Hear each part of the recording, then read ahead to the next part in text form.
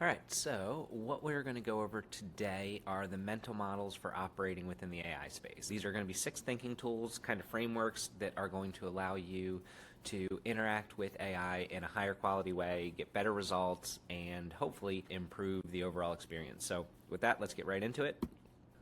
Maybe. All right, so same request, different mindset. So the difference isn't the AI in this, the difference is how we're thinking about and also using the AI within that framework. So if you're an agent, you ask for AI help, usually it's a reasonably short prompt, fairly generic, try it again, get the same output, and then AI doesn't work. I don't know why people use this technology, right? But if you have kind of some of these thinking frameworks installed, you get the generic output, you ask, okay, what does success look like from here? How do I iterate? What context is needed? What are the things that I need to do to make the output that I have in my head the reality that the AI is living in, right?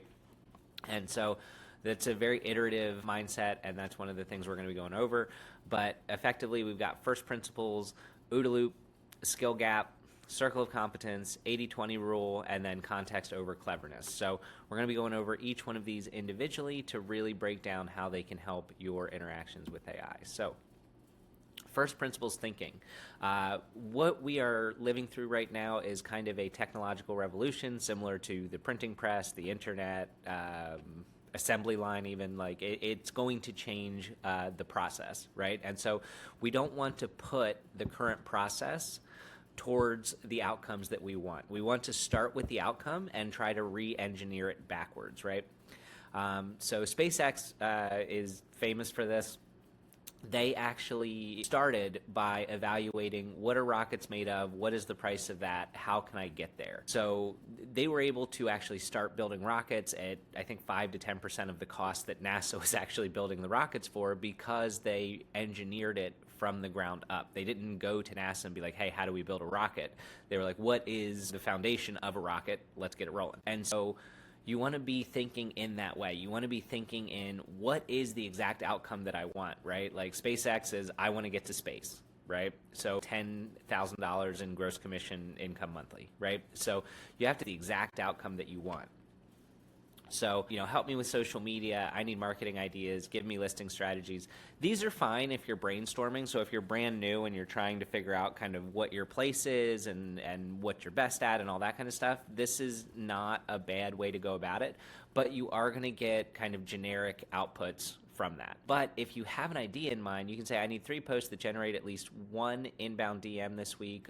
Here's what worked last month. My goal is 2 new listings this quarter. What content strategy would you recommend for an agent in a luxury market in Nashville in spring, right? Like you can be as specific as you want, but think about what you're really trying to get out of the output, and focus on the principles that the expertise that you can add that get you to that goal.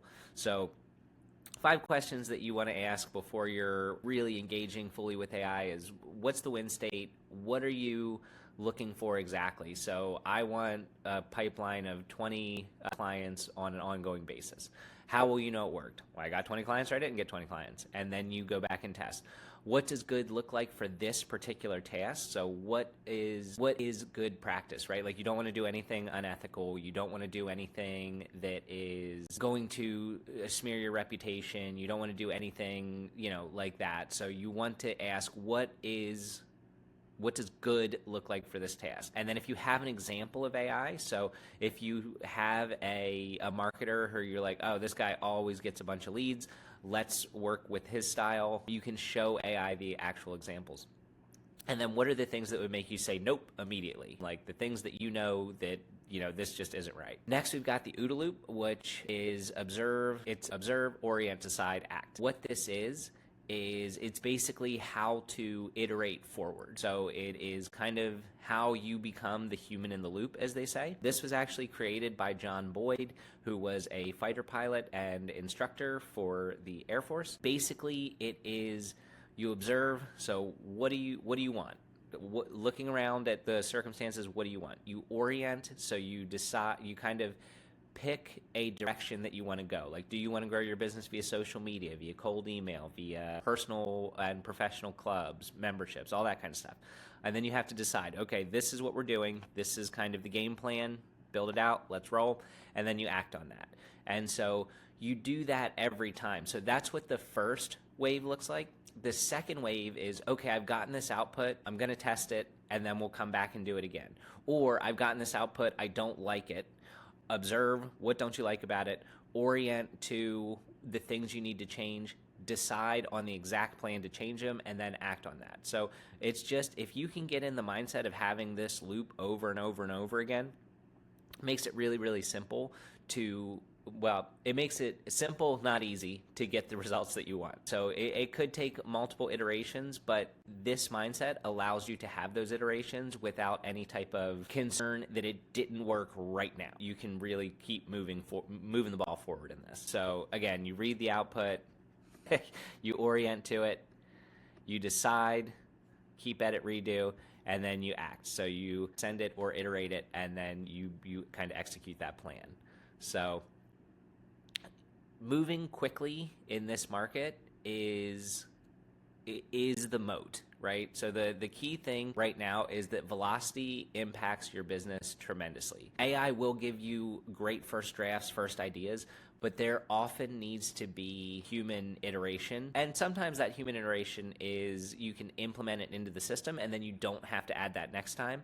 But there's often, little things that need polish or human touch that you can add that's going to make the client feel like this is coming from you and that 80% of the work wasn't done by AI, right?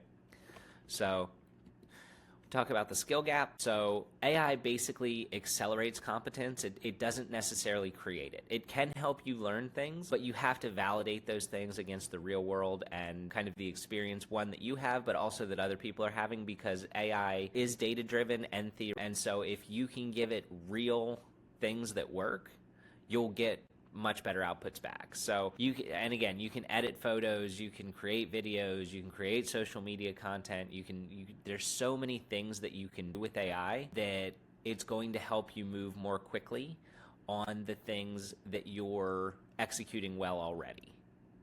And so where AI helps you kind of versus where you must level up, AI does a great job drafting, researching, generating options, brainstorming, repetitive tasks. Doing the things that are basically data work is something that I foresee AI taking completely over within the next 2 to 5 years for sure. And so for you have to use that information well. You have to use that data well. So at least right now, the video AIs are kind of awkward to display in public, so you can't really use them to read your clients, get emotional reads, do all that kind of stuff. But you have to be the one that's pricing things accurately based on the data, getting your intuitive feels from the client. Negotiating, it can help with, but at the end of the day, people obviously negotiate with people they like, so you have to be the one that's doing that. And then you have to have, I've said this a couple times, but you have to have non-public proprietary data that's just yours. So whether that's a method of doing something, whether that's information about a market, whether that's, whatever it is, you have to have some type of expertise to really optimize the AI's effectiveness. AI is great because it works super fast, it doesn't get tired, it can iterate effectively, but you have to be there at the end of the day to judge the quality, make the plans in the beginning before the AI is even brought into the picture, and that's, we're going to talk about the mental model for that, but the final outputs are always on your shoulders, right? It's people don't respect when it's like, oh, that's the AI's fault. It's like, well, who was operating the AI? It's you. So you want to make sure that you are doing the things required to validate that the AI is giving you fantastic outputs. So circle of competence, know your strengths, choose your strategy. You have to know what you're good at. You can actually use the AI to help you figure that out if you're not test, if you need, the things you understand your strengths and weaknesses, you can actually have AI interview you and it can help you understand what you've got going on. But basically, you've got two primary choices with AI. You can scale up your strengths or you can shore up your weaknesses, right? So AI can help you really amplify what you're doing well, the workflows that you know well, that you know work, that you have expertise in. It can really help you execute those and build a little bit faster. And then for weaknesses, it can help there as well. So, you can take the best person on your team or the best person that you know. So as an example, I am not great at customer service. I am an introvert, data-minded product builder, so not the best at customer service. However, my customer service emails are significantly better now because I have an AI customer service agent effectively that helps me create very good public-facing emails. So that's one example of how you can use it to shore up your weaknesses, and then there's an abundance of examples of how you can use it to build your strengths. If it were me, I would build my strengths first, and the reason for that is, one, I understand the process a lot better, and two, I'm learning AI, right? And so if I understand the process really well, I don't have to learn that process. I have to learn how AI works within that process, and then through doing that, you can kind of identify, okay, if AI works this way in a process that I know really well, this is how AI can work in a process that I'm not particularly strong at, right? You have to figure out where it's going to create the most value for you. If you're looking for somewhere to start, if you're an AI novice, I highly recommend you begin by building up your strengths. 80-20 rule. So the AI does the heavy lifting. So AI is basically going to do the middle 80% of the work. You're going to do the first 10 and the last 10. And the first 10 and the last 10, when I say 80% of the work, I'm not necessarily talking about the time it takes to do the work, because planning is probably the longest but most valuable thing you can do. And then validating is much shorter, but again, it really, really impacts how you're using AI with human connection, right? Like the goal is to have AI drive human connection and help build it, not so that everyone's like, oh, why is this robot with no friends sending me emails right now, right? So the goal is to send polished things that are from you, that are co-intelligence built with AI, right? And so the AI is great at doing research and data gathering, writing first drafts, formatting and structure, repetitive tasks, brainstorming, organizing, really helping kind of get things in a position to really rock and roll, and then actually building the things that they're doing. But it can't plan for you. It can't build context. It doesn't, like I said, have that non-publicly available proprietary information that sets you apart and is your expertise. It has no emotional intelligence, and its ethical judgment is way off because you can convince it to do about anything, right? And then there's also the relationship nuance. But again, we're looking at the planning, the context, the things that are intangible that AI has no ability to capture. These are the things that you need to give it so that you get the best results out. So 80% done immediately beats staring at a blank page. So you can start a brainstorm and get rocking and rolling, but if you have a process, if you have context engineered, if you have things built out, and we're going to go over all of that in later modules, but if you understand all of that, the listing description that used to take 45 minutes can get done in 30 seconds, right? And the more that you have a system developed, the less polish you have to add at the end. So you can save a lot of time by having systems built out that allow you to plan quickly and then evaluate quality just as quickly and kind of validate the outputs that you're getting. So AI is not going to have that, like I said, that local knowledge. So if the seller's going through a divorce, you know that, AI doesn't. Anything that's not publicly available, AI is going to struggle with. And that being said, AI also needs to know where to look. So even if divorce filing is public, it's not necessarily going to be like, you know what, I should check for that, right? So that type of context and how you're interacting with your buyer and like how you're steering the ship, right, is going to be very, very crucial to the outputs that you're getting. So again, this is the local knowledge. You have to have that. And then context over cleverness, right? There's no magic tricks. There's no secret prompt that's being withheld that is going to get you the exact output that you want. Good information in is going to get good information out. And so that's what we're talking about here. So here's some very vague prompts that people will enter. And again, it goes back to being vague and not giving it the information that you want. And we're going to go over prompting and all of that stuff in later modules as well. But this is a much more specific prompt that's going to get you much better results. And again, even this is not the best, but I didn't want to put a whole page prompt that is highly effective and usually requires a little bit more education to actually get to. So you've got to think about what's the minimum that I can enter, and then what is the optimum. So this is kind of the minimum that you'll be able to enter to get a result that you can really iterate forward over. So being specific beats creativity almost every time. There are moments where I will tell the AI, hey, figure this out. Just figure it out and tell me what the plan is, or give me 3 ideas to get this outcome, right? And that's different than me saying, okay, I'm sitting down to actually do the thing and get the outcome, right? So that's more of a brainstorming style, which is fine, highly useful, but you still have to be able to put the stuff in there to get the output. There's a lot of very clever things that work sometimes, but the thing that works every time is giving it the right context, giving it a good prompt, and understanding the outcome that you're trying to achieve. Building those boring systems beats having to be clever 100% of the time. So you have to kind of change how you think and to change what you're going to get from AI. Most of the agents who are using AI fail with it, not because the tools are bad, but because they have bad mental models in the way they're working with the AI.